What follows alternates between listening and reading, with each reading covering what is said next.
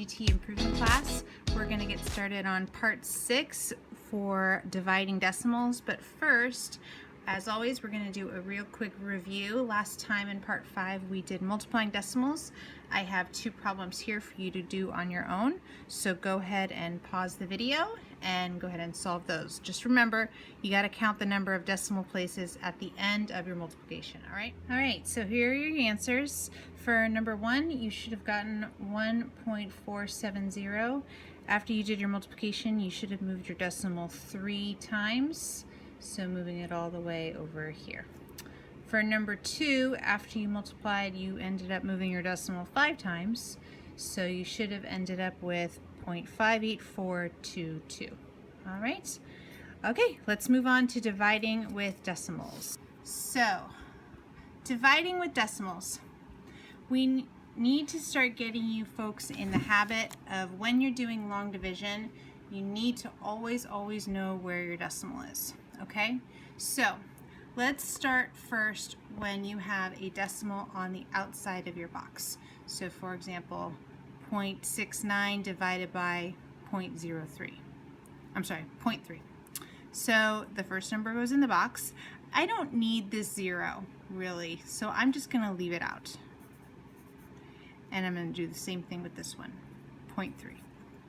Okay, when you have a decimal on the outside of your box, just like you do here, you need to move your decimal and make this a whole number. All I'm going to do is I'm going to move the decimal 1 place to the right.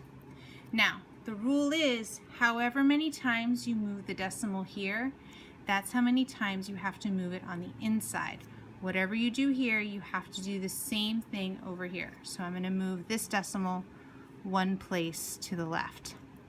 That tells me where the decimal is going to be in my answer. It's going to go directly above where it is inside the box. So that's where the decimal is in my answer. Now, what I'm going to do is I'm going to work this problem as if the decimals weren't even there, just like regular long division with whole numbers. 3 can go into 6 2 times. 2 times 3 is 6. 0 left over. Now, even though we have 0 left over, we still have a digit remaining that we need to work with. So we need to bring that guy down. 3 can go into 9 3 times. 3 times 3 is 9. Now I have a remainder 0, so this is my answer because there's no more digits left here to work with, okay? So when you have a decimal on the outside of your box, you need to move the decimal however many places it takes to make it a whole number, and then whatever you do there, you have to do the same thing to the number on the inside, okay? Go ahead and set this one up on your own, and I will work it quietly on my sheet.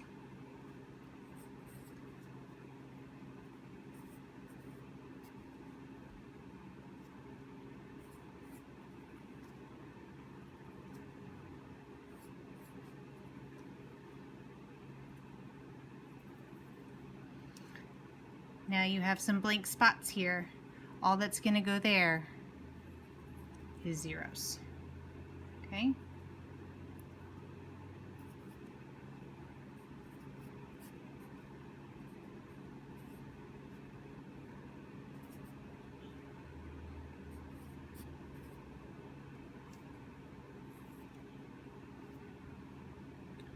All right, so you should have ended up with 320. You were left with the 0 remainder, but you still had a blank spot there. So remember we talked about how if you have a blank spot, 0 remainder, a 0 always goes in that empty slot. All right? All right, moving right along. Now let's deal with when you have division where there's a whole number on the outside and a decimal in the box. First one here is 0.16 divided by 20. So first number goes in the box. All right, now with these ones, as long as there's no decimal on the outside of the box, you don't have to move anything. So the decimal where it is here inside the box, right above that, that's where it's going to be in your answer, okay? So always know where the decimal is going. Now, 20 can't go into 16. So what we need to do is we need to give ourselves some zeros to work with. And I can give myself as many zeros as I need. Okay, I'm going to start with 2. So 20 can't go into 16. But I know that 20 can go into 160 8 times. So the 8 would go where? Not here. Not here, because 20 couldn't go into 16. It had to go into 160. So the 8 would go right above, remember, the last digit that we used. So what's going to go here? Zeros. All right. 8 times 20 is 160. 0 left over. Now, I know we have an empty space here, but the decimal's way over here. If the decimal was here, then it would make a difference, and we would need to fill this in with a 0. But technically, we don't really need to give it a 0 if we don't want to. This is the same thing as this, okay? All right, number 2, go ahead and set it up.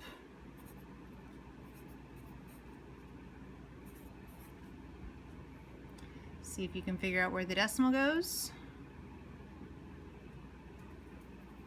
Hopefully you put it right above where it is inside the box.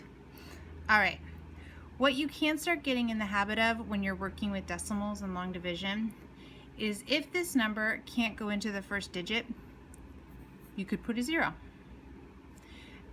Now 8 can go into 22. 3 times is too many, so it has to go in twice. That would be 16. Left over would be 6. So 8 can't go into 6, so we're going to bring down the 4. 8 can go into 64 8 times. And you're done. So your answer is 0.28. Okay. Stay with me here. I know it's a lot. Remember, we'll practice more. We'll just need to get through the how-tos real quick. All right, so let's talk about dividing plain old whole numbers, and then you get an answer that is a decimal. So let's do this one. 1 divided by 4. Remember, not the bigger number goes in the box, it's the first number that goes in the box. So 1 divided by 4.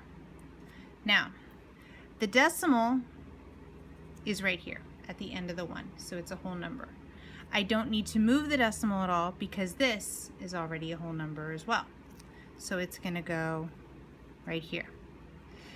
Now, 4 can't go into 1, so I'm going to need to give myself some digits to work with, some zeros. So I'm going to give myself 2 zeros. So 4 can't go into 1. I'll just put a 0 there as a placeholder. But it can go into 10 2 times. 4 times 2 is 8. Bring down the 0. 4 goes into 20 5 times. 5 times 4 is 20. 0 left over, and you're done. So 1 divided by 4 is 0.25. All right, moving along to this one. 8 divided by 5. Go ahead and set it up.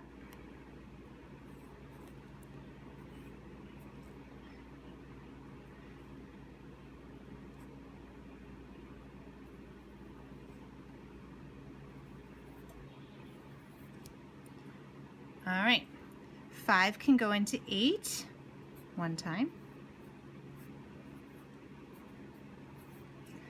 5 can go into 30 6 times. And again, I know we have an empty space here. We could put a 0, but this is the same thing as this, so you don't necessarily need the 0. All right? Okay, our last concept that we're going to talk about with dividing is when it involves bringing down 2 numbers. Okay, go ahead and get this one set up. I will do it on my paper as well.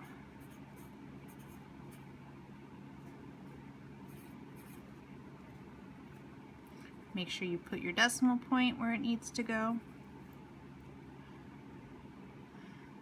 Okay, so 8 can go into 24 3 times. 3 times 8 is 24. 0 left over. Bring down the 5. 8 can't go into 5, right? We brought a number down and it doesn't help us. So we're going to need to bring down another number, but there's something special you have to do before you can do that.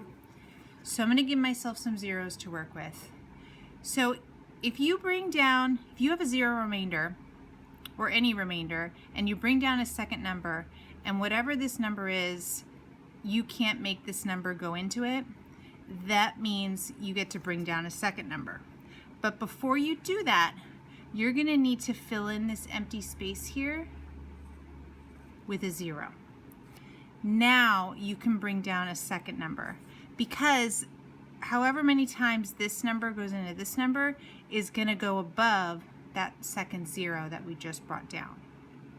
Okay, so if you bring down one number and that doesn't help you and you need to bring down a second one, you need to accommodate for that by putting a 0 in your answer.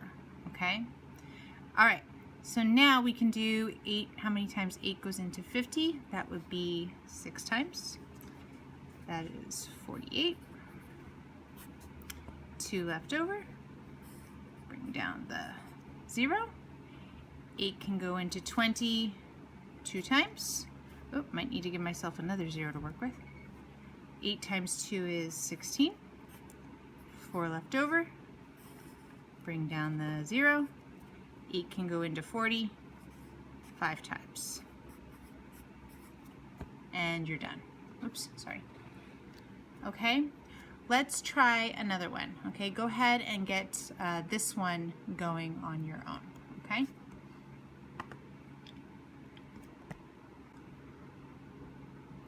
I'm going to work it quietly on my paper.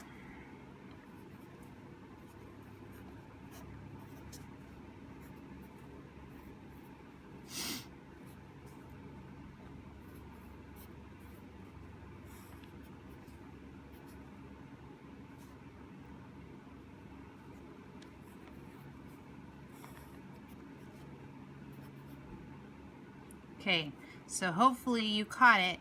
You brought down the 7. 8 doesn't go into 7, so you're going to bring down a second number, but you have to accommodate for that with a 0, okay?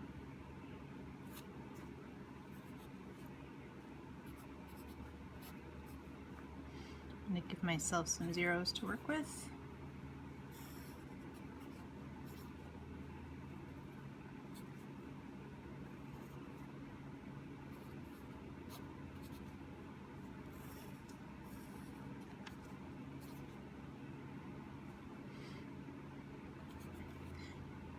Now, this is probably more digits than we've had to work on yet. We'll talk about how many digits you need to go later. It could be that you don't need to go all the way, but for now, just keep practicing. It will end soon, I promise.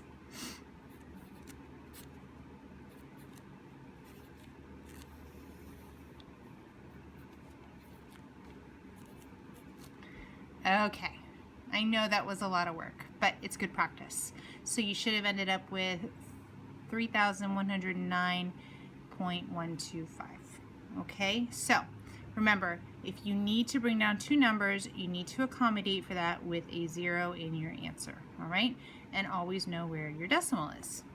I'm going to give you 2 problems to work on your own, and I will give you the answers. So here are 2 problems for you to work on your own. Go ahead and pause the video, and then when you're done, restart and we'll go over the answers. All right, here are your answers. For number 9, you had to bring down 2 numbers in a row, so you had to put a 0 in your answer. So you should have ended up with 1,042.5. And then for number 10, remember we had to move our decimal to make it a whole number, and we had to do the same thing over here, which put our decimal here, so you should have gotten 0.6. All right. Hopefully you did well. I know that was a long video, but hang in there. You guys are doing great. The next video is going to be a review of whole numbers and decimals, and then we're going to get into fractions, everybody's favorite.